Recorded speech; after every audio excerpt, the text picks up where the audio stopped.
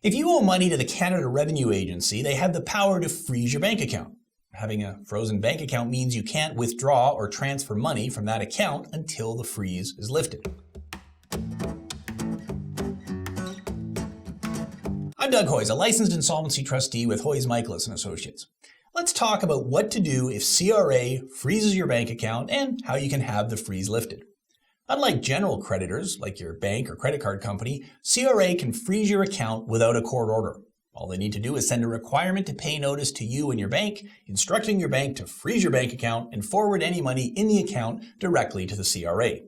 Any future deposits are also forwarded until the freeze is removed or your tax debts are paid in full. Of course, if your bank account is frozen, you can't use that bank account to pay your rent or any other bills. Owing taxes doesn't automatically mean that CRA will freeze your account. In my experience, CRA is most likely to freeze your bank account if you haven't filed your taxes for a few years and they think you owe money. They want to get your attention, and freezing your bank account is a good way to do that. If your account is or soon will be frozen, your immediate priority is to open a new bank account at a different bank. Notify your employer to deposit your future pay into this new account. If your existing bank account isn't frozen yet, transfer any money from your old account to your new account. Doing all this will give you access to your money to pay for daily living expenses while you either work out a repayment plan with CRA or pursue other debt relief options.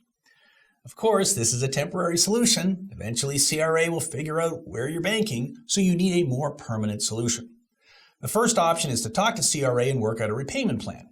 They don't want to go to the trouble of freezing your bank account, so if you have the ability to make payments, they're generally willing to work with you.